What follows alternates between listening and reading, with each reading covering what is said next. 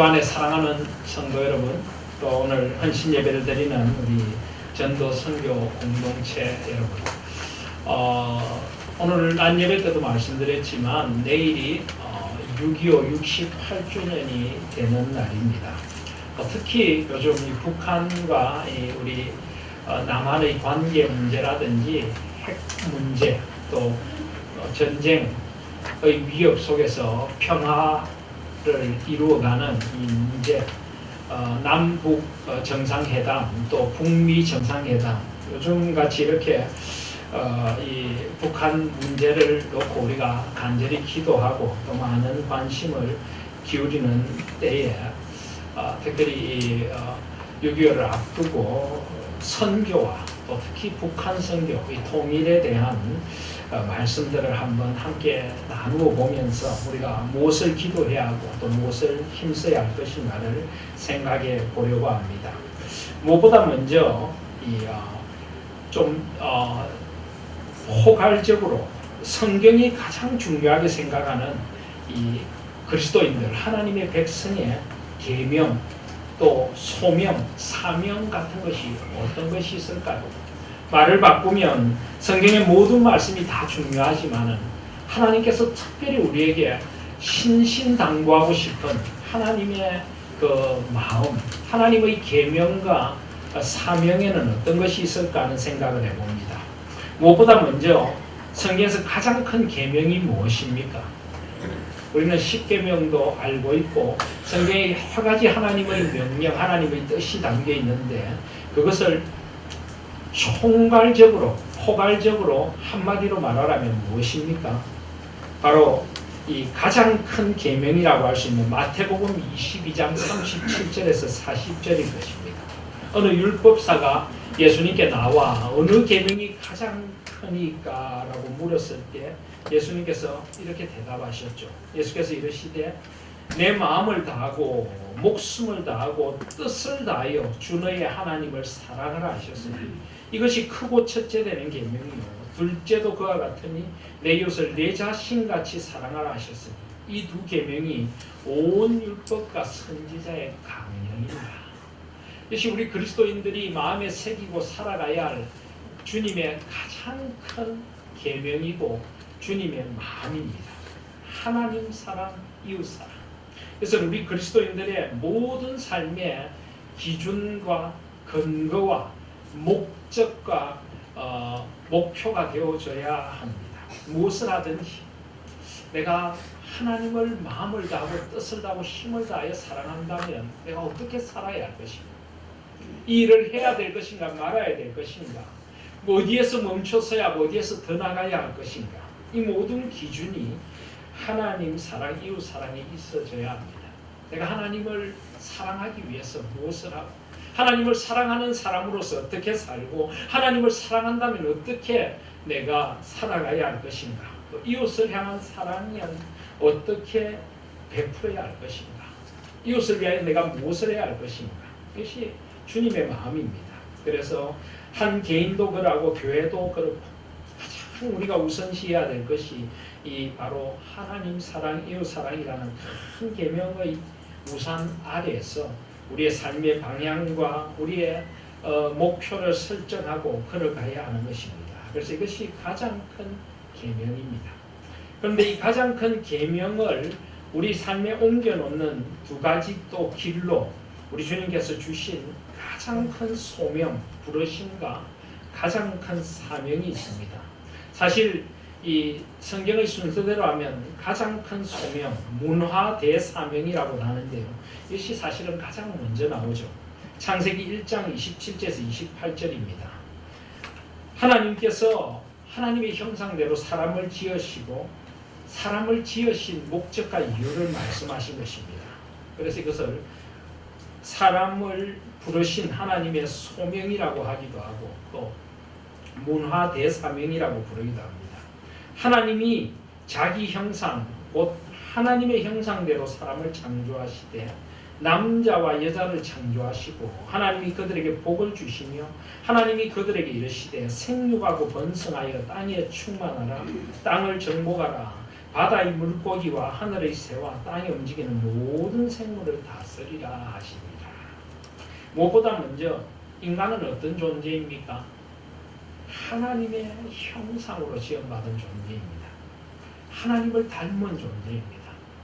하나님처럼 아름다운 존재이고 하나님처럼 소중한 존재이고 하나님을 닮아 거룩한 존재이고 하나님을 닮아 사랑스럽고 사랑하는 존재이고 하나님을 닮아 의롭고 공의로운 존재이고 하나님을 닮아 하나님의 지혜를 가진 지혜로운 존재인 것입니다. 그게 바로 인간입니다. 그래서 이런 하나님의 형상으로 지음받은 인간이 죄를 지음으로 이 모든 것이 다 비뚤어졌습니다. 하나님의 형상으로 지음받은 우리의 모습은 일그러졌고 사람들을 하나님의 형상으로 대하기보다는 외모나 조건으로 보게 되는 비뚤어진 눈이 생기게 되었고 하나님께 주신 아름다운 사랑은 잘못된 사랑으로 얼룩져지기도 하고 하나님의 지혜는 세상의 잘못된 꾀로 바뀌기도 하고 거룩하기보다는 타락한 본성을 지니게 되고 하나님과 이웃을 사랑하기보다는 자기를 사랑하고 돈을 사랑하고 이기적이고 다른 이들을 미워하는 모습으로 변해져 갔습니다. 이것이 인간의 비극입니다. 그런데 하나님께서는 예수 그리스도를 통하여 이 하나님의 형상을 회복하고 원래 인간을 이 땅에 지으신 목적을 회복하기 원하십니다. 그 목적이 무엇입니까? 온 세상에 나가서 하나님의 다스리심을 전하는 것입니다. 이 땅을 정복하라, 땅에 충만하라고 했는데 이 정복하라는 것은 내 마음대로 그냥 만들라는 것이 아니죠. 하나님의 창조 질서에 따라서 하나님의 뜻이 온 세상을 뒤덮도록 물이 바다를 덮은 같이 그렇게 만들어 나가야 하는 것입니다.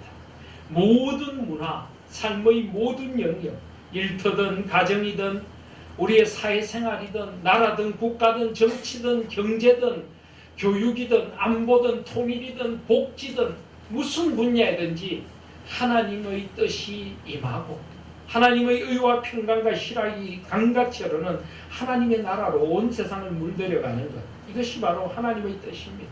하나님 지으신 창조 세계를 아름답게 보존하고 지키고 하나님이 지으신 더불어 살아가는 세상을 지켜나가는 것, 이것이 바로 문화 대사명인 것입니다. 우리가 이 일을 위해서 지음받았고 부르심을 받았다 하는 것을 잊지 마시기를 바랍니다. 그래서 먼저 우리는 사람과 세상을 하나님의 창조의 솜씨로 대해야 하고 하나님의 뜻 앞에서 이 모든 세상을 하나님을 사랑하고 이웃을 사랑함으로 대해야 합니다. 우리 옆에 분들이 하나님의 형상으로 보이십니까? 한번 바라보시죠. 하나님의 형상으로 보이십니까? 우리 옆에 분에게 한번 고백하십시오. 하나님의 형상이셨군요. 혹시 옆에 분이 하나님의 형상으로 안 보이십니까? 옆에 분이 회복이 안 되셨든지 여러분 눈이 잘못되셨든지 다 아름답게 보이시죠? 멋있게 보이시죠? 그래야 정상입니다. 아니면 여러분 눈이 이상한 것입니다. 하나님 형상으로 지음받은 모든 사람은 다 귀한 것입니다. 또 복을 주셨다. 하나님이 우리 모두에게 복을 주셨습니다. 하나님의 일을 이루도록 복을 주셨습니다. 우리 옆에 분들하고 한번 고백하실까요? 복받은 존재시군요. 복도 많으십니다. 우리는 전부 하나님의 형상으로 지음받고 축복된 존재입니다. 나는 복 없다고 생각하지 마십시오. 하나님이 주신 복은 흘러 넘칩니다. 나에게 하나님의 형상의 복을 주시고 재능과 은사를 주시고 가정과 삶의 환경을 주시고 교회를 주시고 호흡할 수 있는 공기, 맑은 하늘, 아름다운 세상을 나에게 허락해 주셨습니다. 그래서 이런 복을 이 땅에 흘려보내며 온 땅에 하나님의 뜻이 임하도록 살아가는 것이 인간을 지으신 하나님의 목표입니다. 하나님을 사랑하고 이웃을 사랑함으로 세상을 하나님의 사랑으로 물들여가고 충만하게 하는 것, 이런 것을 위해 살아야 합니다. 잠깐 있다가 없어질 돈 한 푼 더 벌기 위해서, 경쟁에서 이기기 위해서, 어떻게든 조금 편하고 쉽게 살기 위해서 우리의 삶의 모든 것을 쏟지 마시고 조금 힘들고 어려워도 하나님의 형상으로 지음받은 사람답 세상을 섬기고 하나님의 뜻을 세상에 심으며 사는 것, 이것이 복된 인생인 줄 믿습니다. 그리고 하나님께서는 우리 잃어버린 바 된 인간들을 위하여 예수 그리스도를 이 땅에 보내주셨습니다. 그래서 예수님은 어떤 면에서 이 세상에 오신 가장 위대한 그리고 진정한 의미의 첫 선교사십니다. 하나님으로부터 보냄을 받아서 세상에 오셔서 하나님의 형상으로 사람들을 회복시키신 것입니다. 그래서 예수님께서 십자가에서 우리를 위하여 대속의 죽음을 죽으시고 부활하신 후에 이제 승천하시며 이 명령을 주셨죠. 그래서 우리는 이것을 지상대위임령이라고 부릅니다. 마태복음 28장 18절에서 20절입니다. 예수께서 나와 말씀하여 이르시되 하늘과 땅의 모든 권세를 내게 주셨으니 그러므로 너희는 가서 모든 민족을 제자로 삼아 아버지와 아들과 성령의 이름으로 세례를 베풀고 내가 너희에게 분부한 모든 것을 가르쳐 지키게 하라. 볼지어다 내가 세상 끝날까지 너희와 항상 함께 있으리라 하시니라. 아멘. 여기 지상이라고 하는 것은요, 이 땅 위라는 말이 아니고 최고의 이 세상에서 가장 중요한 명령이다 하는 것이 지상대위임령입니다. 그런데 저는 이것을 땅 위라고 해도 좋다고 생각합니다. 왜냐하면 우리가 하늘나라에 가면 더 이상 복음을 전할 필요가 없죠. 이 땅에 사는 동안 예수님께서 우리에게 위임해 주신 가장 큰 사명이 바로 이 지상대위임령이고, 원래 한문으로 하면 지상, 가장 높고 가장 고귀하고 가장 숭고한 사명입니다.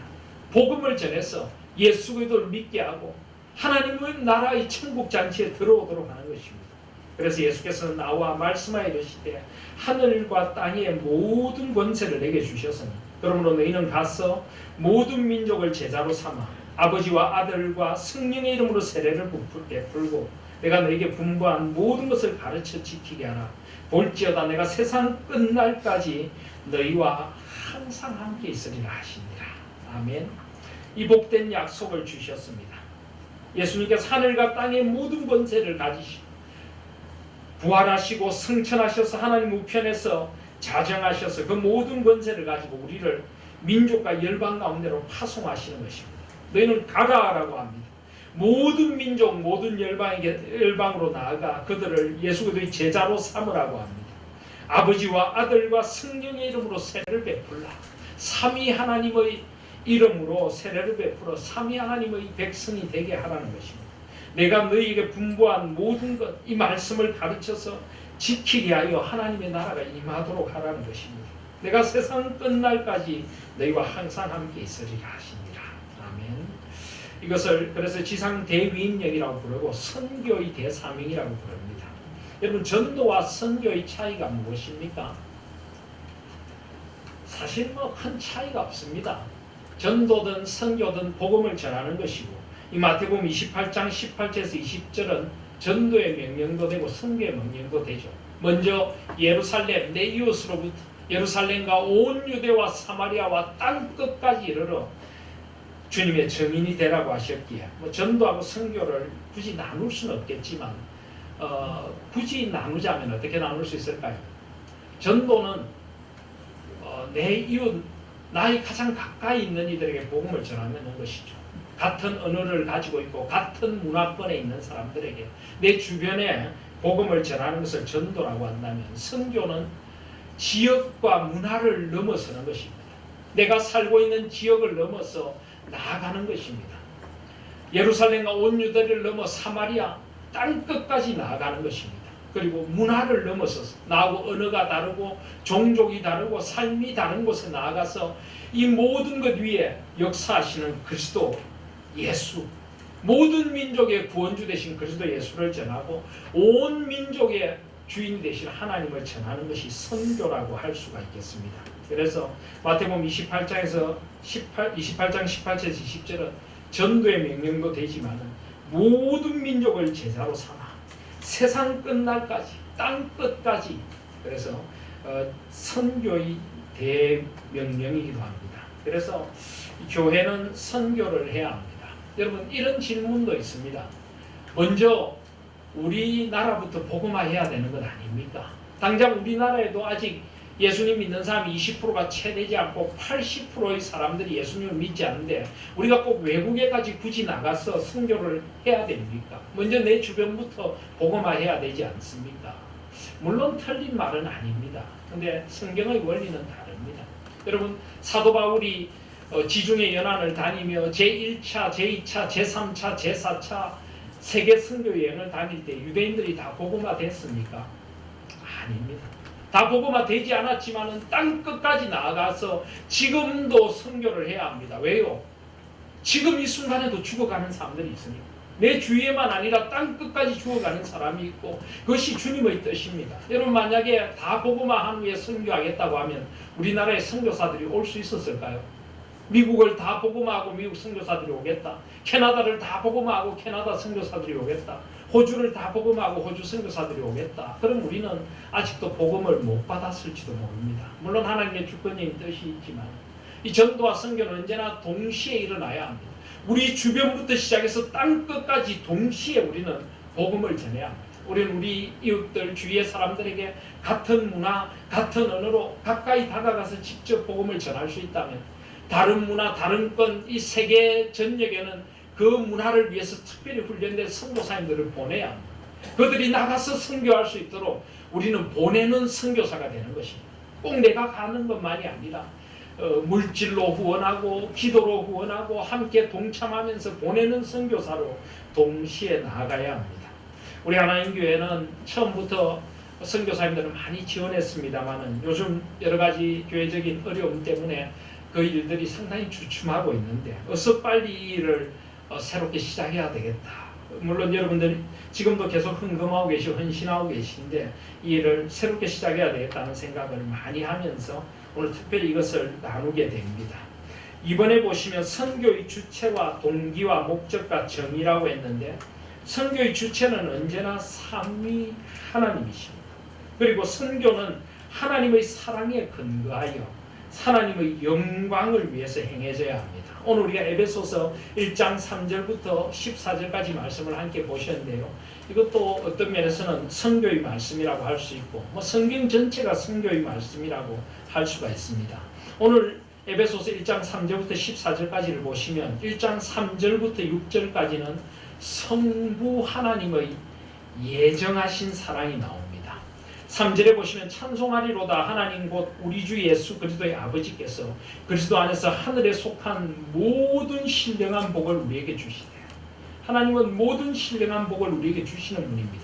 창세전에 그리스도 안에서 우리를 택하사 우리로 사랑 안에서 그 앞에 거룩하고 흠이 없게 하시려고 그 기쁘신 뜻대로 우리를 예정하사 택정하사 예수 그리스도로 말미암아 자기의 아들들이 되게 하셨으니 이는 그가 사랑하시는 자 안에서 우리에게 그저 주시는 바 그의 은혜의 영광을 찬송하게 하려는 것이라. 하나님께서 택정하신 사람들이 있습니다. 전 세계에 있습니다. 그들을 향해서 선교사를 보내는 것입니다. 우리는 누가 하나님이 택정하신 사람인지 알지 못합니다. 우리는 복음을 전합니다. 그러나 들어야 복음을 받아들일 것 아닙니까? 하나님을 위하여 예비된 영혼들이 있는 것을 알기에 끊임없이 우리는 사람을 보냅니다. 전도하러 나갈 때도 마찬가지입니다. 우리는 누가 하나님이 예비하신 영혼인지 알지 못합니다. 그저 우리는 전합니다. 그런데 그 가운데 하나님이 예정하신 영혼들이 복음을 듣고 돌아오는 것입니다. 그냥 씨를 뿌리는 같지만 그 씨가 뿌려져서 싹이 나고 열매를 맺게 되는 것입니다. 하나님께서 하시는 일이기 때문에. 그래서 우리는 소망을 가지고 씨를 뿌리고 선교를 하고 복음을 전하는 것입니다. 하나님이 나를 예비하셔서 택정하셔서 예수님을 믿게 하셨던 것처럼 그렇게 하나님은 지금도 전도와 선교의 역사를 친히 이루어 가십니다. 그리고 예수 그리스도를 보내주셔서 그 선교와 전도의 역사를 역사의 구원의 근거가 되게 하십니다. 7절에 보시면 우리는 그리스도 안에서 3절부터 6절까지가 성부 하나님의 예정하시고 사랑을 강조하신다면 예정하신 사랑을 강조한다면 7절부터는 그리스도의 구원의 사역을 강조합니다. 우리는 그리스도 안에서 그의 은혜의 풍성함을 따라 그의 피로 말미암아 속량 곧 제사함을 받았느니라. 예수 그리스도는 우리를 구원하고 택정한 자들을 구원하기 위하여 그 피를 쏟으셨습니다.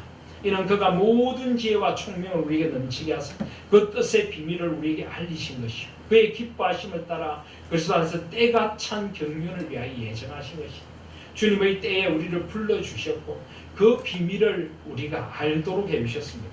하나님의 은혜이죠. 하늘에 있는 것이나 땅에 있는 것이 다 그리스도 안에서 통일되게 하려 하십니다. 하나님과 막힌 담을 흘고 하나님 안에서 하나가 되고 하나님 안에서 우리가 한 교회를 이루고 모든 것이 통일되게 하려고 하셨습니다.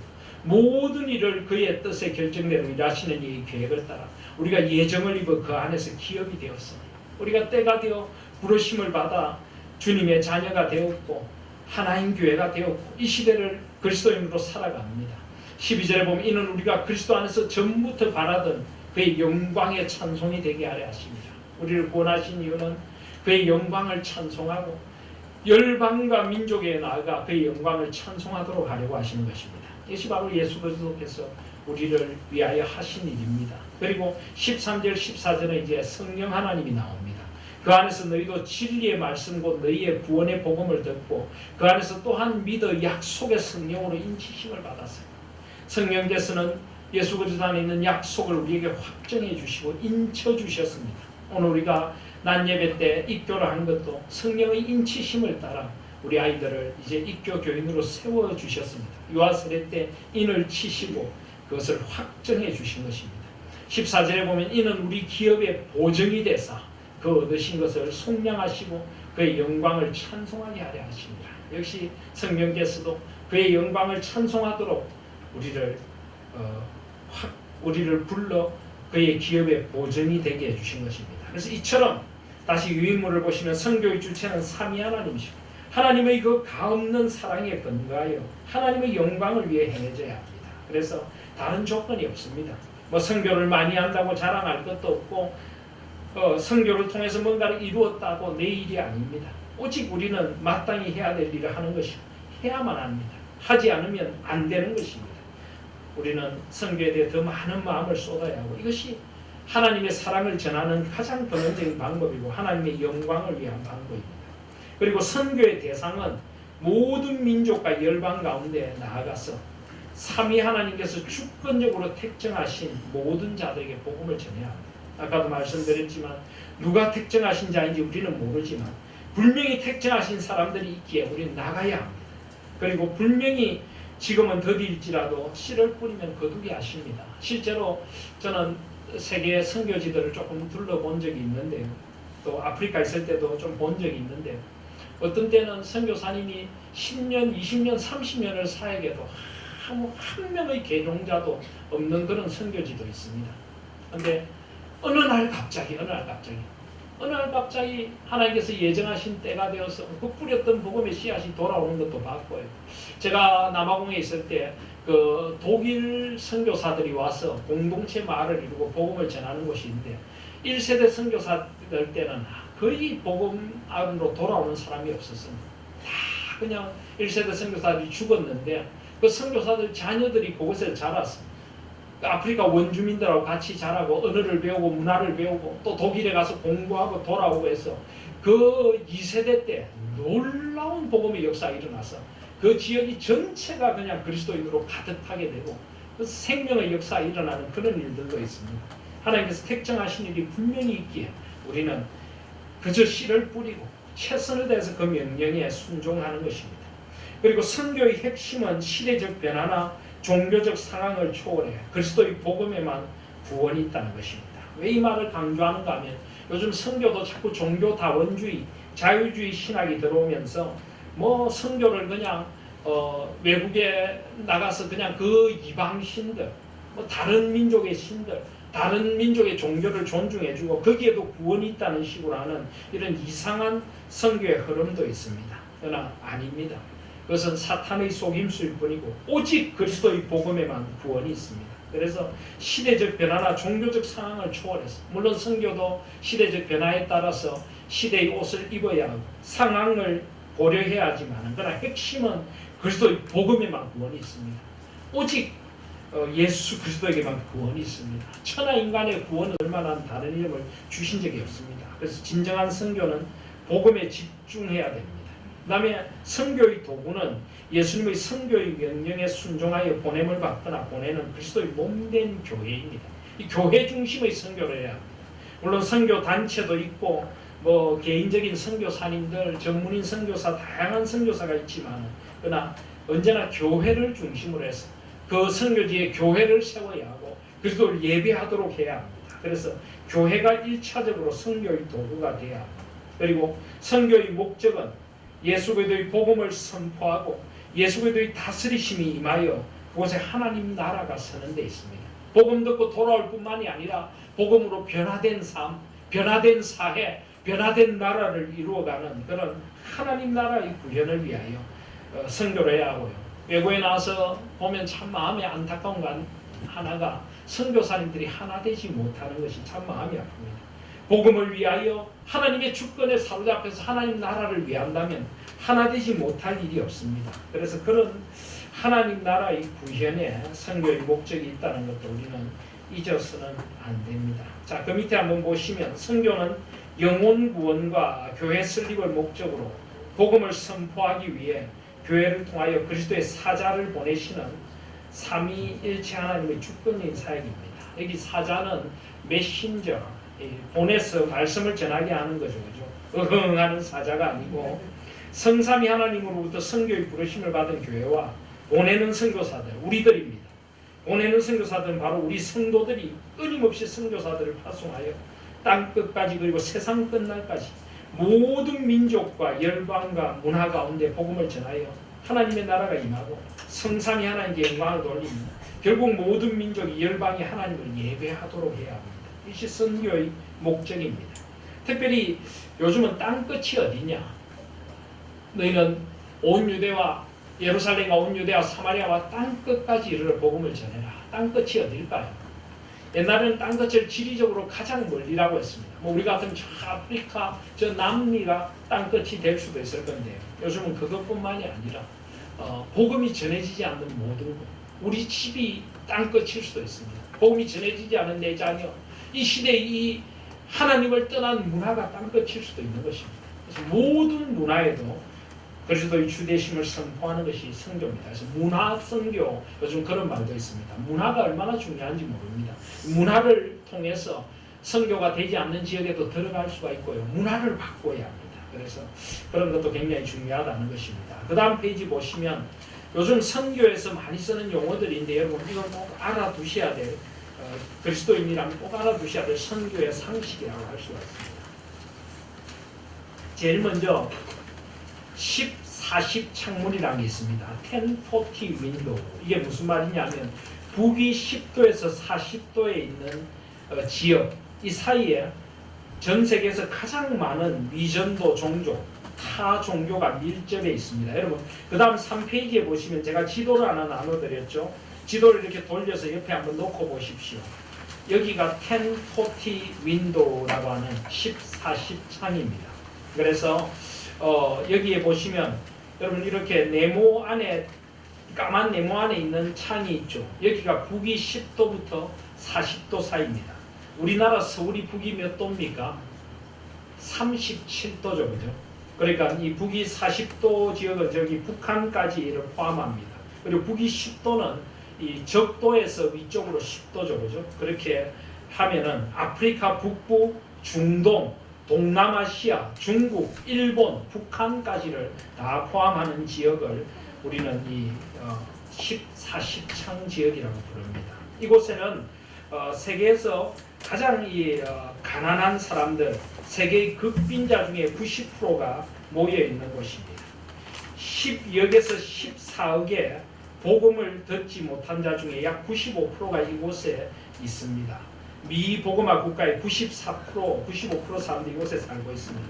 세계 인구의 65%, 세계 면적의 35%인데요.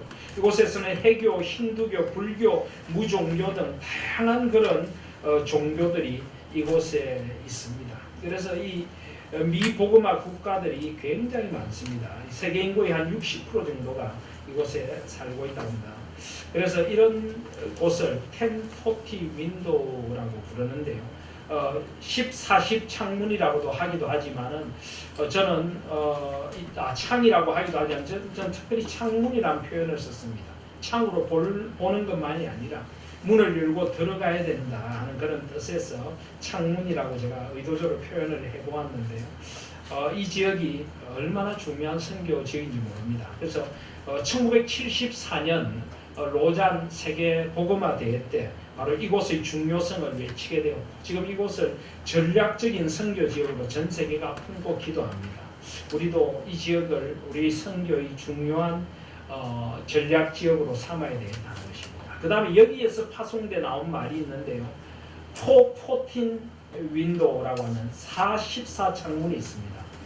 이건 뭐냐 하면 미국의 어느 조사에서 미국의 그리스도인들의 약 80%가 4살에서 14살 사이에 복음을 들었다. 어린 마음에 복음이 가장 수용적으로 들어가게 됩니다. 그리고 재미있는 것은요. 이 4세에서 14세 사이의 아이들이 복음에 대해 가장 헌신적입니다. 무슨 말일까요? 친구에게 전도해서 데리고 나오는 일을 가장 잘한답니다. 그래서 사실 이 아이들의 마음에 복음을 심어줘야 합니다. 지금 우리나라도 점점 우리 다음 세대를 잃어가고 교회 학교가 사라져가는데요. 이게 굉장한 문제입니다. 4살에서 14살 사이에 어린 마음에 그리스도를 심어주어야 우리 아이들 마음을 세상에 빼앗기면 안 됩니다. 그래서 요즘은 44 창문도 중요하다. 어느 지역에 있느냐도 중요하지만 그 나이에 어린아이들에게 복음을 전해야 된다. 또 선교사님들도 이 나이에 아이들에게 집중해야 한다 하는 뜻에서 414 윈도우 44 창문이란 말도 있습니다. 또 미전도 종족이 아직 전 세계적으로 굉장히 많이 있습니다.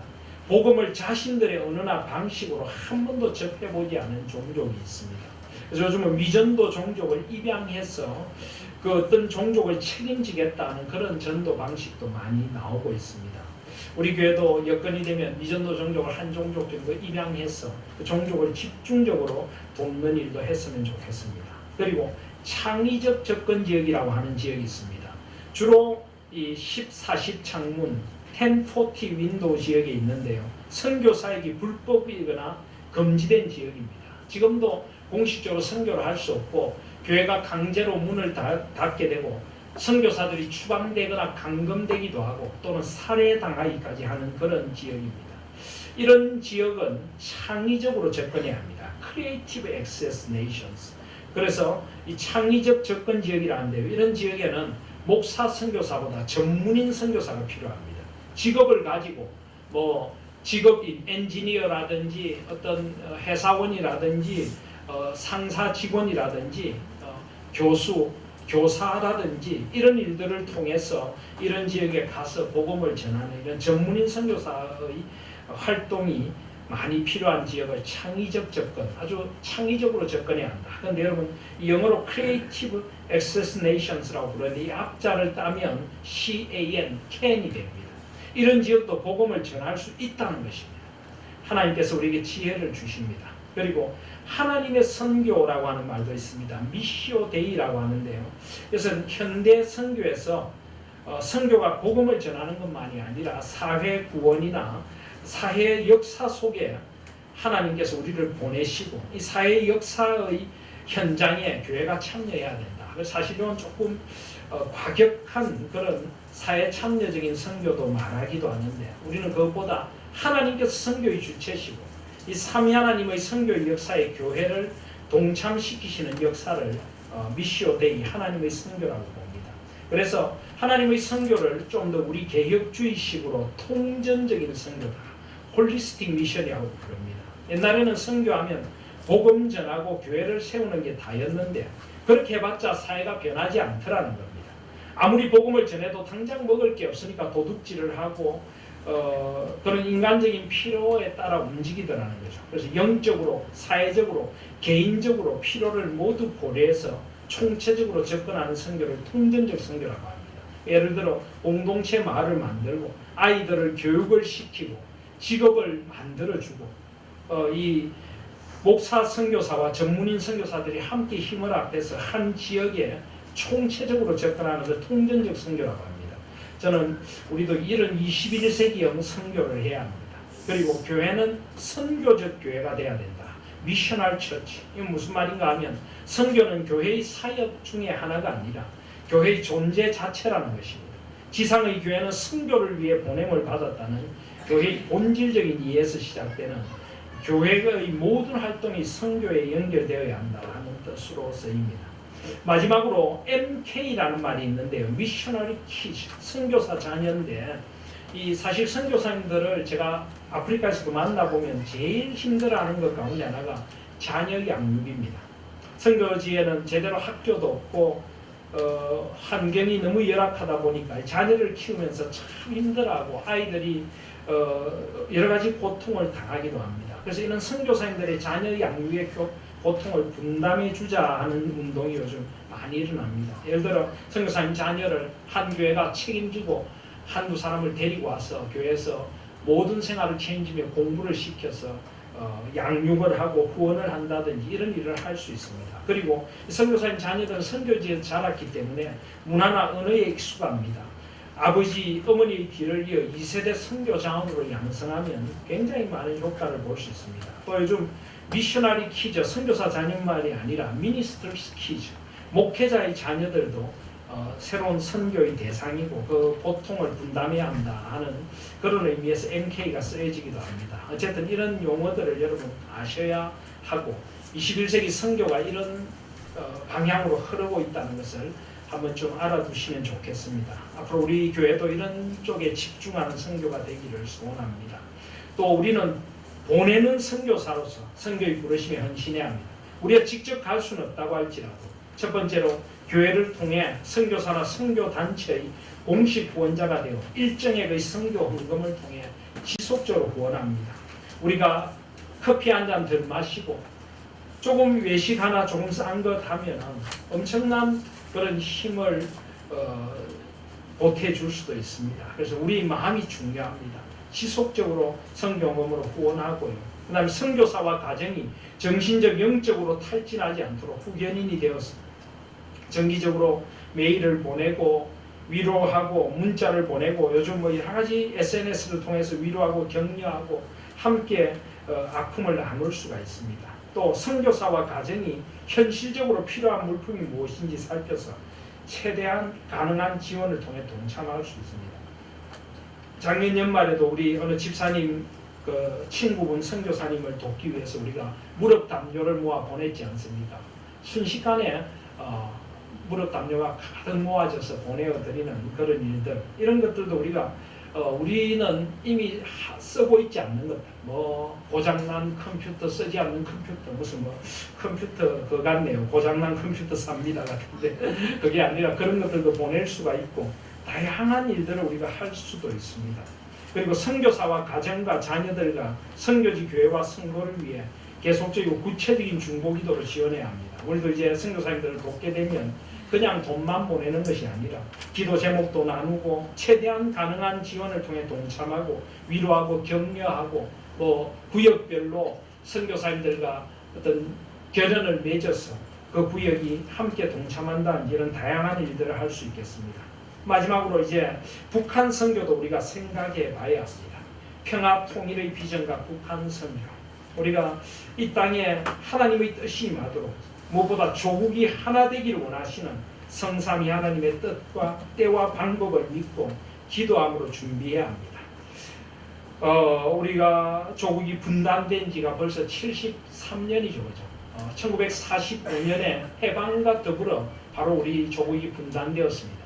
우리의 뜻이라기보다는 서구 열강들, 그 냉정체제 속에서 결국은 서구 열강들의 이해관계 때문에 그 꼭두 각시 노릇을 한 북한의 지도자라든지 이런 사람들의 책임도 큽니다만 결국은 세계 열강의 판도 속에서 우리나라는 둘로 나누어졌고 73년을 한 나라가 이렇게 나누어진 상태로 서로 원수지간이 되어서 전쟁을 하고 동족 상잔의 아픔 속에 살고 있습니다. 하나님께서는 분명히 우리 한반도 한민족이 이곳에서 더불어 살기를 원하시고 하나 되어 하나님의 나라를 이루기를 원하시는데 그 하나님의 뜻이 이루어지지 않고 있습니다. 어떻게든 하나님은 우리 조국을 하나 되게 만들어 주실 줄 믿습니다.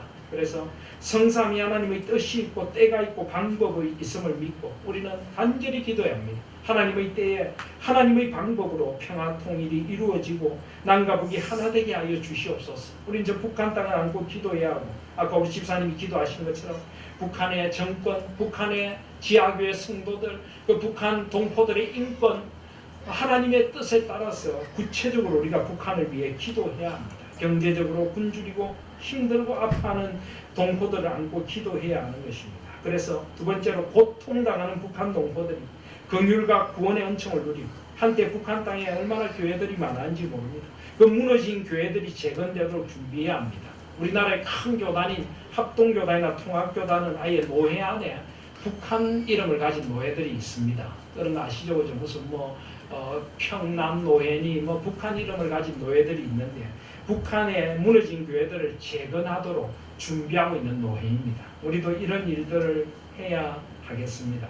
저도 이 남북이 통일되면은 북한에 가서 신학교도 세우고 교회를 재건하는 일에 헌신하고 싶다 이런 생각도 좀 더 젊었을 때부터 많이 했었는데 그런 일들이 우리 가운데 있기를 소원하게 되는 것입니다. 그리고 남과 북이 화해와 평화 가운데 서로 교류하도록 그리스도의 사랑으로 북한 동포들을 지원해야 합니다. 물론 이것은 조심해야 할 부분이고 어디까지 해야 될지 우리가 생각해야 하지만 분명한 것은 사람들이 고통당하고 경제적으로 큰 어려움 가운데 우리 어린아이들이 죽어가고 이런 부분에 대해서는 우리가 무언가를 해야 합니다. 그래서 제가 잠실중앙교회에 있을 때 제가 몸담고 있었던 재단이 유진벨 재단이라고 하는 재단이 있습니다. 북한에 결핵약을 보내는 재단인데요. 굉장히 중요한 일을 하고 있습니다. 그 유진벨 재단의 대표인 인세반 박사님이라고 하는 분이 있는데요. 이 4대째 한국에서 선교하는 선교사 집안입니다. 순천을 중심으로 결핵씨를 만들었던 그 집안인데 아주 유명한 그런 집안이고 그 인세반 박사님은 지금 60대신데 우리나라 순천에서 태어나서 순천에 자란 미국 사람입니다. 완전히 미국인이 전라도 사투리를 아주 구수하게 합니다. 이 유진벨 재단은 정부의 어떤 그 정파적인 색깔이 거의 없는데 어쨌든 그 굉장히 우파적인 정권에서도 이 유진벨 재단이 북한에 가는 일들은 다 후원을 했고 하는 그런 재단인데 제가 거기에 이사로도 있었고 작년에 사실 인세반 박사님을 작년 그 북한 선교 헌신 예배 때 우리 교회 모시기로 약속이 되었습니다. 사실 참 바쁘신 분인데 원래 미국을 들어가셔야 하는데 미국 가는 일정까지 일주일 연기하면서 우리 교회 오시기로 약속을 했는데 작년 6월에 다 약속이 돼 있고 당회에서까지 다 허락이 됐는데 갑자기 그분이 종북 좌파다. 그리고 그분하고 친한 우리 목사님도 종북 좌파다. 그래가지고 결국 그분이 오시기로 한 걸 취소하고 미국 가는 비행기까지 다 연기를 해뒀는데 그 모든 게 물거품이 된 적이 있습니다. 제가 그 전화를 해서 정말 미안합니다라고 했더니 이 일을 지금 20년 이상 하고 있는데 종북 좌파란 말은 처음 들어봅니다. 그러시더라고요. 참 안타까운 일이었습니다. 그런 편향된 생각을 가지고 참 인도적인 차원에서 우리가 선교를 하고 돕는 것까지도 하지 못한다면 이것은 또한 극단적으로 그리스도의 뜻을 해치는 것이 됩니다. 그래서 우리가 이런 부분에 대해서 우리가 좀 많은 생각을 갖고 그리스도의 사랑을 어떻게 나눌 것인가를 우리가 생각할 필요가 있습니다. 또 탈북민들, 우리나라에 많은 탈북민들이 있습니다. 정신적, 사회적, 영적인 문제를 극복하고 잘 정착하도록 돕고 신앙생활하도록 인도해야 합니다. 제가 교수로 있을 때 탈북민 교회를 섬기는 교수님을 따라서 조금 같이 옆에서 도와준 적이 있습니다. 이 탈북민들이 얼마나 힘들어하는지 모릅니다. 그 탈북의 과정에서 저 북한 땅 만주 벌판을 헤매고 다니면서 죽음의 위협 앞에서 온갖 고통을 겪고 다른 사람들이 끌려가고 그런 속에서 이 남한에 와도 정신적인 황폐함 때문에 정착을 못하고 수면제가 없으면 잠을 못 자고 늘 불안해하고 북한에 두고 온 가족들 때문에 떨리고 남한 사회에서는 냉대받고 이 탈북민들이 얼마나 힘든지 모릅니다. 옛날에 한때 우리가 세터민이라고 했는데요. 제가 그 교회 처음 가서 세터민이라는 용어를 썼더니 되게 싫어하시더라고요. 이 세터민이라는 용어 자체가 그 햇볕 정책 당시에 북한 정권에서 만든 말이래요. 탈북민이라니까 기분 나쁘다. 세트민이라고 해달라고 이래가지고 세트민이 됐다면서 자기들은 북한에서 만든 용어 자체도 싫고 우린 북한이 싫어서 탈북한 탈북민들일 뿐입니다. 전에도 말씀드렸지만 제가 처음 거기에 가서 설교할 때 기도에 아멘이 잘 안 나오더라고요. 지금하고는 좀 상황이 다른 때였죠. 기도할 때 막 그냥 북한 정권을 까부사 주시옵소서 하고 막 그렇게 기도하고 그랬던 이 탈북민들이 그 마음에 그 한이 서려 있습니다. 그들을 우리가 그리스도 안에 한 형제로 맡고 다음에 우리가 혹시 통일의 은혜를 주실 때 우리 통일 후에 이 사회가 하나 되도록 하는데 우리 그리스도인들이 기여하기 위해서도 탈북민들부터 정신적, 사회적, 영적 문제를 극복하고 잘 정치하도록 도와야 합니다. 신기한 건 탈북민들이 예수님을 믿게 되면 수면제가 없이 잠을 잡니다. 그 모든 정오가 예수 그리스도 녹아나고 그 불안이 녹아나면서 새롭게 되는 것을 많이 발견을 했습니다. 그래서 잘 정착하도록 돕고 신앙생활 하도록 인도해야 합니다. 제가 그때 탈북민 교회를 섬기시는 목사님 한 분도 우리 교회 한번 모신 적이 있지 않습니까? 우리 서울에도 그런 교회들이 여러 교회 있는데 그런 교회들도 우리가 함께 연대해서 함께 할 수도 있을 것입니다. 또 이 한반도에 평화와 번영이 임하게 될 때 우리가 결국은 세계 평화에 기여합니다. 지금 북미회담이 그렇게 초미의 관심사를 보이는 것도 이 한반도의 평화가 세계 평화의 길로 나아가는 길이기 때문입니다. 지구촌을 위해서 함께 헌신할 수 있습니다. 여러분 우리가 남과 북이 하나 되면요 통일이 되면 이 우리나라가 가지게 될 힘이 막강합니다. 그리고 이 군사비에 지원하는 것이라든지 이런 것들을 다르게 우리가 쓸 수가 있어서 우리나라가 크게 일어설 수가 있고 이런 것들이 결국 세계 선교의 자원이 될 수가 있습니다. 그래서 우리가 이런 평화통일의 비전을 가지고 북한 선교를 준비하고 기도하고 또 할 수 있는 일을 우리가 해야 되겠다 하는 것입니다. 그래서 그 밑에 보시면 이 땅의 모든 그리스도인들은 온 세계를 품고 하나님의 마음으로 선교하는 온 세상을 위한 선교사가 되어야 합니다. 성삼위 하나님으로부터 세상을 향해 구원의 복음과 은총과 사랑을 안고 보냄받은 그리스도의 제자가 되어야 합니다. 가장 큰 계명과 가장 큰 소명과 가장 큰 사명을 성취하기 위해 이 땅을 살아가는 삼위 하나님의 종이 되어야 합니다. 우리 모두가 선교사가 되고 그리스도의 제자가 되고 이 하나님의 사명을 살아가는 종이 될 때 이 땅에 하나님의 나라가 임하고 세계 선교를 향한 아버지의 꿈들이 우리를 통해 이루어져 갈 줄 믿습니다. 저 북한 땅에 민족과 열방 가운데 우리를 보내주시고 우리 하나님께를 사용하여 주시옵소서. 이런 비전을 안고 기도하고 우리 교회가 이제 이 일을 수종드는 교회가 될 수 있기를 소원합니다. 마지막으로 우리 기도와 겹하여서 4페이지 한번 보시면요. 우리 김중곤 목사님 한국 대학생 선교회 CCC 대표셨고 2009년 9월 29일에 86세 일기로 하나님의 부르심을 받은 김중곤 목사님이 쓰신 민족 복음화의 꿈이라는 이 시죠. 이 글을 우리나라 지도에 덧입혀 놓은 것입니다. 여기 보면 제주도는 물론이고 독도도 우리 땅에 가는 것을 알 수가 있습니다. 자, 우리 이것을 기도처럼 같이 한번 읽어보면 좋겠습니다. 저 위에 저 북쪽 끝에 어자가 있죠, 그죠? 어자부터 읽으시면 됩니다. 어머니처럼 하나밖에 없는 내 조국, 어디를 찔러도 내 몸같이 아픈 내 조국, 이 민족 마음마다, 가정마다, 교회마다, 사회의 구석구석, 금수강산, 자연환경에도 하나님의 나라가 임하게 하시고 뜻이 하늘에서처럼 이 땅에 이루어지게 하소서.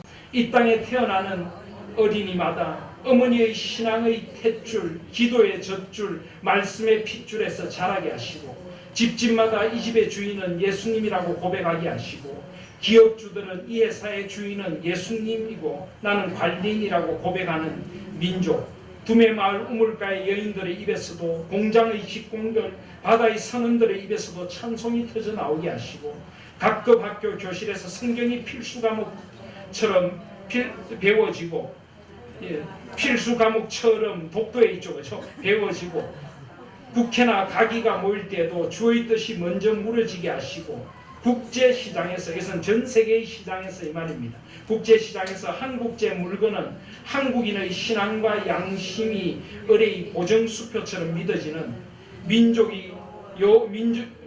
믿어지는 민족, 여호와를 자기 하나님으로 삼고 예수 그리스도를 주로 삼으며 신구약 성경을 신앙과 행위의 표준으로 삼는 민족, 예수 의식과 민족 의식이 하나된 지상 최초의 민족, 그리하여 수십만의 젊은이들이 예수의 꿈을 꾸고 인류 구원의 환상을 보며 한 손에는 복음을, 다른 한 손은 사랑을 들고 지구촌 구석구석을 누비는 거룩한 민족이 되게 하소서.